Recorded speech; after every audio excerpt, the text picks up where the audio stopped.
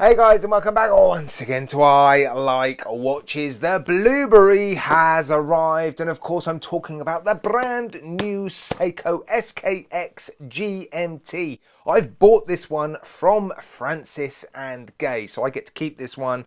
Don't know, I might give it away. Not entirely sure what I'm going to do with it. I suppose I should have a look at it first, shouldn't I? This is going to be a fairly raw unboxing and first impressions video. Yeah, slightly different to the video I posted yesterday on this new Seiko Prospect Dive, actually. Of course, I'm wearing it for the next 2 weeks, and I will be producing a sort of 2 weeks on the wrist review of this watch.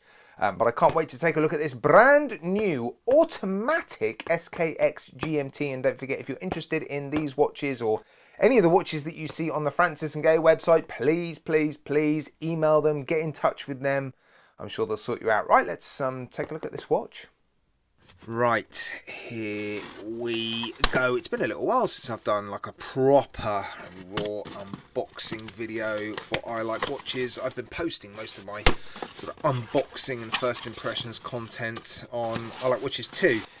But this is quite an important watch, I think. Certainly judging by the amount of content that was made before the watch was even released.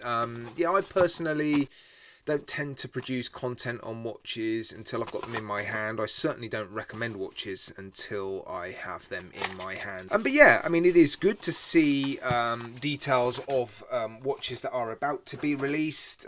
So yeah, it's good that channels do produce that content, but I just personally prefer to wait for the watches to come out.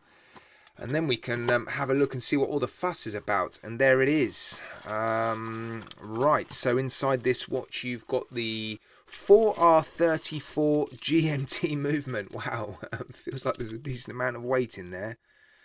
Very exciting actually to see, well, I say affordable GMT watch from Seiko. Wow, actually look at that bezel insert.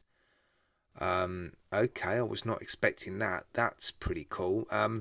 Right, alignment. Let's have a little look at the alignment and the bezel action, and it's completely smooth.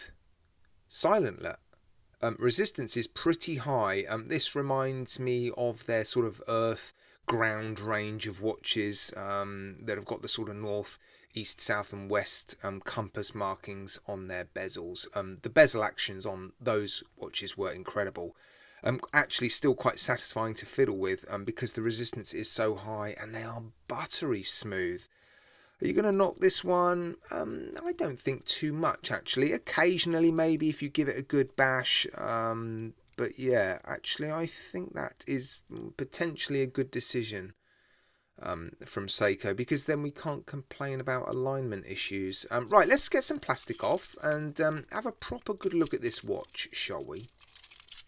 Right, there we go. I have resized it to fit my 7¼ inch-ish wrist. I've put some power into the movement, and I've also had a little play with the hands and check the alignment so that I can show you exactly what's going on. I have actually lined up the GMT hand so that when all the hands are at 12 o'clock we can check out the alignment, because I know that is something that can be a problem with GMTs, and the hand alignment seems okay. If anything, actually, the hour hand looks to be sitting a little bit behind, but it's not bad, is it? I think I can live with that.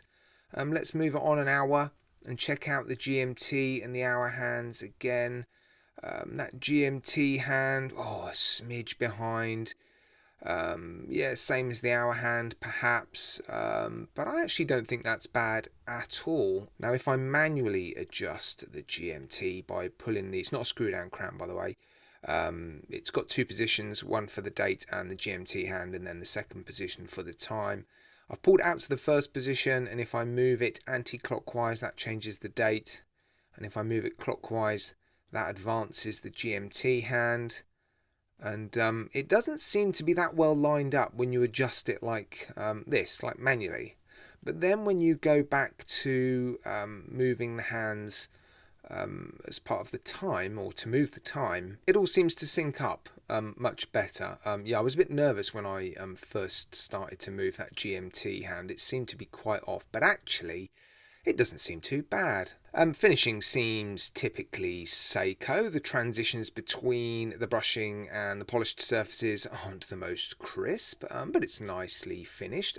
You've got solid end links, which is nice to see. A pressed clasp, it's nicely signed. Safety latch, double pushers. 4 micro adjust push pins, easy enough to change. The center links on the bracelets seem to be solid look. So there is a decent amount of weight to it. I love this bezel insert. I suspect it's Hardlex.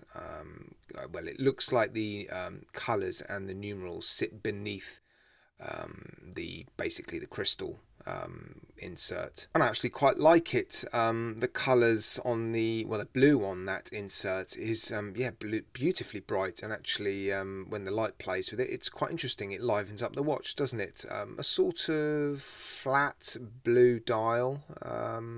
So yeah, I think the watch needed that sort of pop of colour. And there it is, the automatic 4R34 GMT movement. Okay, so I said the dial looks pretty flat, but actually there is a bit of a sunburst effect to it, isn't there? Look at that. It's not particularly obvious until you have a light source shining on it directly. I'm sure when you get out in the sun, it will be more obvious. Yeah, in this light box it looked like a flat blue, but yeah, that's nice to see as well. And I do like the splash of red on the dial and on the hand, the GMT hand. Right, let me show you the loom. Obviously I'm giving it a quick burst so you can see it in all its glory, and yeah, this watch will compete at some point when I get around to filming it in a loom degradation comparison video, and I like watches too, but here's the loom in all its glory. There it is. Yeah, it looks alright actually, doesn't it?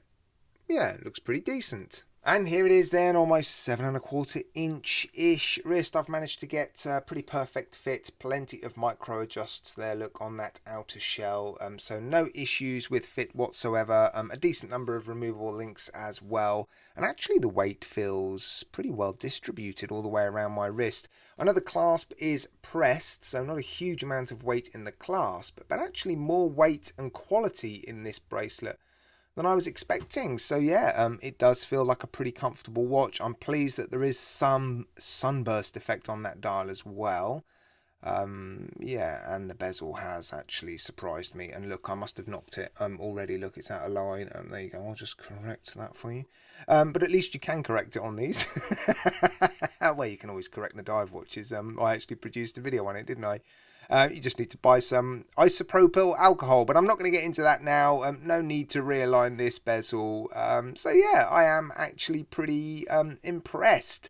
There's a few things about it that have surprised me. There's an applied logo on the dial. There's solid end links. The bezel insert is particularly nice. The GMT hand seems to be fairly well lined up. So yeah, pleasantly surprised. £400 though. Oh, you know, oh man, you can pick up Seiko 5s for significantly less. This is obviously a new release. There's going to be a lot of fuss about this watch early doors, so you're going to struggle to find it discounted anywhere. Obviously, if you are interested, do email Francis and Gaye.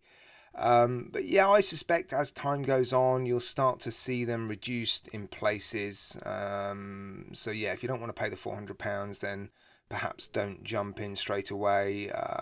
But yeah, oh, you know, it's £400. It's still a decent chunk of money, isn't it?